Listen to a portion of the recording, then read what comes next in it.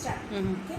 Pythagoras was a Greek philosopher who believed that souls of men and women, appeared several times on earth and in several forms, in higher forms as well as lower forms. So what happened? That souls of animals infused themselves into the trunks of men. So what happened? That soul, that spirit, of animals infused themselves. Some of the wicked spirits of the animals, they entered. Infused means what? Entered. They entered into the bodies of men. They entered into the human bodies. Thy courage spirit governed a wolf. So thy courage spirit means your unpleasant spirit. Your soul was governed by a wolf. So he's telling that your soul inhabited what? A wolf, in inhabited state in a wolf's body. Who was hanged for human slaughter. Now this wolf, he was a very wicked wolf. Very avaricious kind of wolf, very greedy one.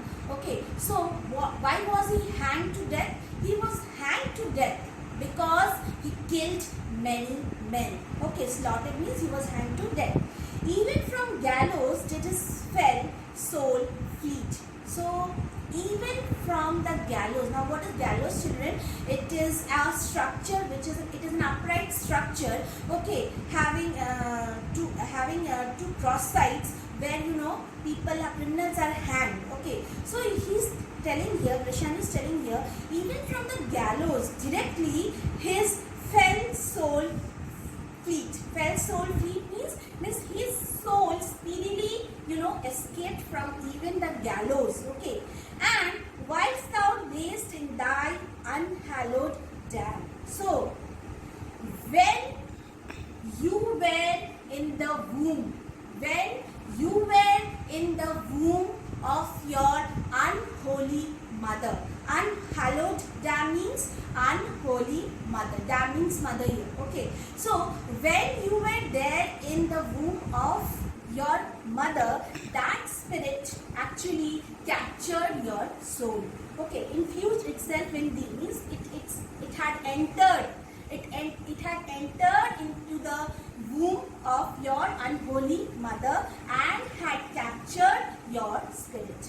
For thy desires are wolfish, bloody, starved and ravenous.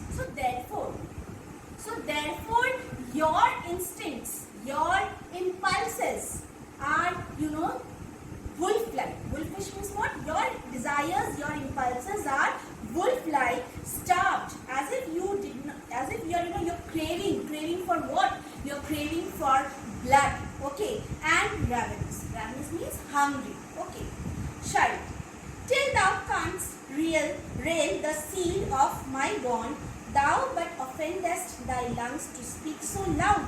So he's telling that what you're doing, you are simply shouting. You are simply shouting, and you are wasting your time. Because my bond is legal, my contract is legal, and you're just wasting your time and energy in convincing me. Thou but only offendest thy lungs to speak so loud. So you are only doing what? You are only wasting your energy over here to convince me. Repair thy wit, good youth, or it will fall to careless ruin. So save your energy. Save your energy, and do not waste your energy in convincing me. I stand here for law. So I stand here for justice. Due. This letter from Valerio doth commend a young and learned doctor to our court. Where is he?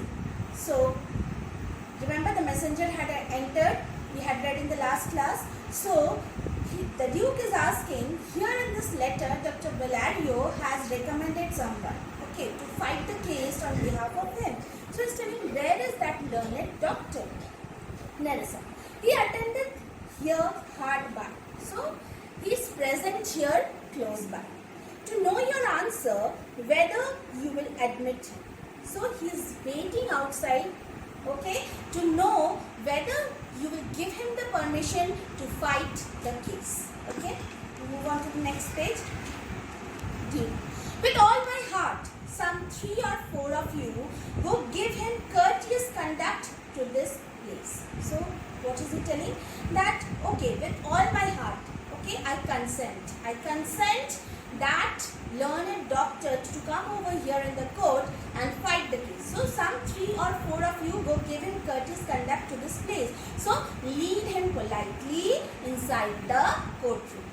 Meantime, the court shall hear Bellario's letter. So in the meantime, what I am going to do? I am going to read out the letter from Dr. Bellario through this messenger who has come over here and brought us the letter. Clerk reads, Your Grace shall understand that at the receipt of your letter I am very sick. So what information does he give in the first line? He gives, Dr. Bellario says that when your messenger came to visit me in order to give me the message that there's a case lying behind. Okay, so let me tell you that at that very moment I'm still now very, very sick. Okay, but in the instant that your messenger came in loving visitation was with me a young doctor of Rome. His name is Balthazar. Please underline this line. What is the name of the doctor and from where is he?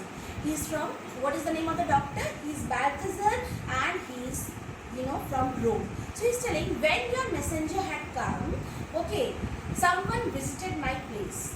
And who was that? This person's name was Dr. Balthazar and he is from Rome. I acquainted him with the cause in controversy between the Jew and Antonio the merchant. So I told him about all the details. Okay, with the cause, okay, about the matter of dispute between the Jew and the Christian, that is Antonio. We turned over many books together. Okay, so we looked through. Turn over means we consulted. We consulted many books together. He is furnished with my opinion. So he is furnished means I have already given him my opinion, whatever I think about the case, which bettered with his own learning means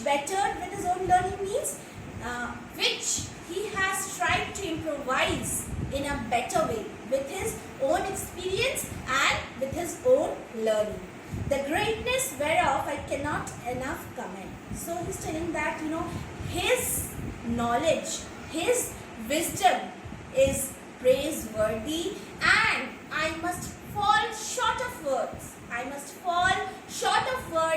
enough to praise him. Comes with him at my importunity to fill up your grace's request in my stead. So he's telling that he has come here to this courtroom. When you meet him, he will see that how much knowledge, how much wisdom he possesses. Okay, so it is my earnest request to you. It is my sincere appeal to you to fill up your grace's request in my stead. So he's telling that to let him carry out your grace's commission, okay, instead of me. I beseech you. So I ask you earnestly. I ask you, as this matter is very urgent, I ask you urgently, I ask you fervently. Okay, let his lack of years be no impediment to let him lack a reverent estimation. So his lack of years means his young age. Do not be overruled. Do not be overruled by what? By his young age. Okay, be no impediment. Impediments means here hindrance. Okay, to let him lack a reverent estimation. So do not let his young age, okay, please do not underestimate him because of his young age. Okay, and make you withhold your highest esteem for him. Okay, means you should have enough regard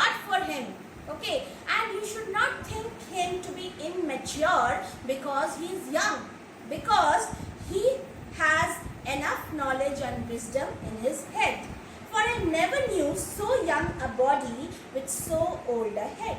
Because he's telling that, I really did not meet anyone before who is so young, okay, and who is so young, but he is having, immense knowledge. Who's so young, but he's having immense knowledge and wisdom at this very young age. Means a very young boy with a very mature head. I leave him to your gracious acceptance, whose trial shall better publish his commendation. So, you will really see that I'm not lying, and his word will be proved when you take a test of him, and when he fights the case, you will really know how valuable, how worthy he is. Okay, commendation means what you will, formal praise, okay, formal or some official praise. Due. You hear the learned Bellario what he writes, and here I take it as the doctor comes. So he's telling that, okay, all of you have heard, and I have also heard what Dr. Bellario has suggested in the letter. So therefore, I let the doctor come inside the court and fight the case. Enter Portia, dressed like a doctor of laws. So who enters the court? Portia enters the court, okay, dressed as, the lawyer. Give me your hand. Come you from old Bellario? So he says that, okay. He greets, actually the Duke greets Portia, okay, and he says, I hope that you have come from where? I hope that you have come from Dr. Bellario. Portia, I did, my lord. Duke, you are welcome. Take your place. Are you acquainted with the difference that holds this present question in the court? So, you're welcome here in the court, okay, and I think, and I'm just asking you still, that whether you are already acquainted or whether you already know about the dispute, about the controversy between the Jew and the Christian here. Portia, I am informed thoroughly of the plot. So Portia says, yes, I am well acquainted with the case. I have gone through the matter and I know. Which is the merchant here and which the Jew? So she asks, okay, who is Shylock and who is Antonio? Jew. Antonio and old Shylock both stand forth. So come before us. Portia, is your name Shylock? So Portia asks, Shylock is my name. Portia, of a strange nature is the suit you follow, yet in such rule that the Venetian law cannot impugn you as you do proceed. So, Portia is telling that of a strange nature is the suit you follow. Your case is a very, very unusual one. Okay, suit means case. Yet in such rule that the Venetian law cannot impugn you as you do proceed. But no law in Venice can actually do what? Can actually question you. Can actually impugn means what? Actually question you, can actually find fault, okay, with your bond and your proceedings. To Antonio, you stand within his danger, do you not? So Portia is telling to Antonio that Shylock, has a claim on you, right? Antonio, so he says, yes, therefore he's telling me that he's claiming his bond on me. Portia, do you confess the bond? So Portia here is asking Antonio, do you confess the bond means, do you acknowledge the bond? Antonio, I do. Portia, then must the Jew be merciful. So Portia says in the very first instance, if this is the case and you legally admit that that your bond is forfeited and you have a penalty to pay to Shylock, then Shylock should grant mercy to you, because this is a very harsh kind of bond. Shylock, on what compulsion must I? Tell me that. So you tell me, why do I have to do that? Under what force should I do that? Why should I cancel my bond? Portia, now this is the famous quality of mercy speech. Okay, in the whole play, this speech is very important. Okay, this speech's reference is given in many contexts. So please mark it important and understand very nicely. Portia, the quality of mercy is not strained. Okay, so meaning is that no one has to, show mercy because he or she has to. No one has to show mercy because he or she has to. It droppeth as the gentle rain from heaven upon the place beneath. So, how does mercy, actually occur in people's heart? It just happens like the gentle rain falls from heaven on the ground. Upon the place beneath means on the ground. It is twice blessed. Mercy is a double blessing. Mercy is a double blessing. Twice blessed means double blessing. It blesseth him that gives and him that takes. So, how come it is a double blessing? Because God blesses the person, one who shows mercy, and he also blesses the person on whom we show mercy. So supposing, I am showing mercy to you, so God will bless me and God will also bless you. So it is a double blessing.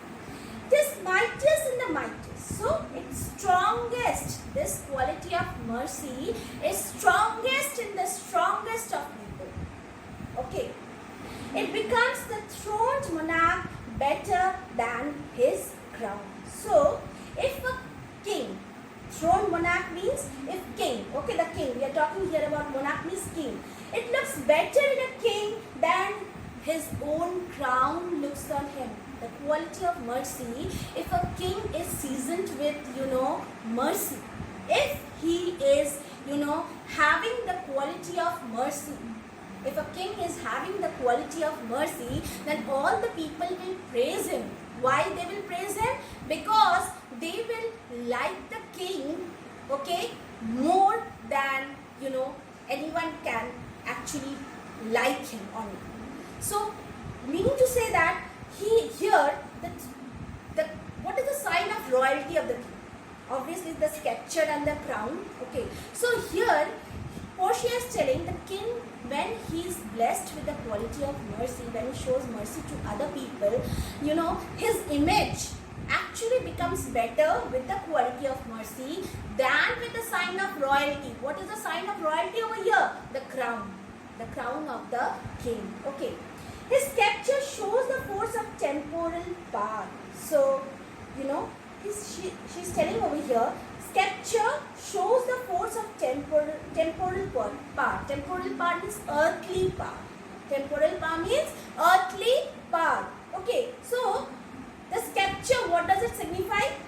Earthly power. The attribute to awe and majesty. So here, the king, when he is seasoned, means the sign of the king. What is the sign of royalty of the king? The scepter. Okay. So what does the scepter signify? The scepter signifies earthly power. Okay. So earthly power, which is the main characteristic of the king. What is the main characteristic of the king? Okay. Who commands power. Who commands power and grandeur. Who commands power and grandeur. Okay. That is awe and majesty. Okay. Wherein that sit the dread and fear of kings. So everyone, therefore everyone, that means do, okay. So when everyone therefore has a regard and fear simultaneously for the king, okay. But mercy is above his captured sway. But the quality of mercy is actually, beyond what? Beyond than the earthly power, than the scepter. Okay, higher. The quality of mercy is actually higher than the temporal power, than the earthly power. It is enthroned in the hearts of kings. It is an attribute to God himself. So it is enthroned in the hearts of kings means it is deep rooted. It is deep rooted in the hearts of kings. Okay, it is an attribute to God himself. The quality of mercy is the quality of God. If a king is showing mercy, it is the quality of God. Okay, and earthly power doth then show likest God. So the kingly power seems most likely like God's power. Okay. When mercy seasons justice. When a king himself and he mixes justice and mercy together, then he is the ideal king. If he is only doing justice, then he is not an ideal king. People will not praise him enough. But if he is mixing justice and mercy and is merciful towards his people, then only he is an ideal king. Therefore, Jew, though justice be thy plea. So therefore Portia is telling that, therefore, maybe on legal grounds you are quite correct. Okay, plea here means demand as your demand. You are demanding your penalty as in legal terms. Consider this means think again twice, because whatever you are asking, it is very, very inhumane. That in the course of justice, none of us should see salvation. So she is telling that if every time we are committing so many mistakes in our lives, every time there are so many follies in each one of us, but still what is God doing? God is not looking into each and every mistake of us, and whenever we are asking mercy from God, God is actually forgiving us, isn't it? So if God, in other terms, if God becomes strict with us, and if he judges us strictly, then what will happen? None of us will actually be saved from the strict judgment of God. Okay, so justice will always not save our souls. We do pray for mercy, and that same prayer that teach us all to render the deeds of mercy. So the prayer, when we pray to God, all of us ask, when we commit some mistakes, when we do some wrong, we ask for mercy from God, isn't it? And that same prayer, when we are asking for mercy from God, that same prayer should teach us to do what? That same prayer should teach us to show mercy to others. Okay, so render means that same prayer should teach us to show mercy to others in return, the deeds of mercy. I have spoke thus much to mitigate the justice of thy plea. So I have given you enough lecture. I have tried enough to convince you, to mitigate you. Here means to soften your heart. Okay, the justice of thy plea, whatever you are asking from the court, I have tried to move your heart. I have tried to soften your heart. Which if thou follow, the strict court of Venice must needs give sentence against the merchant there.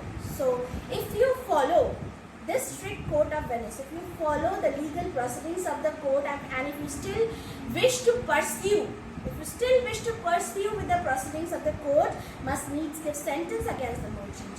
So we need to carry out sentence. We need to carry out the sentence against this Christian, that is Antonio, over here. So we end this session here, children. Thank you.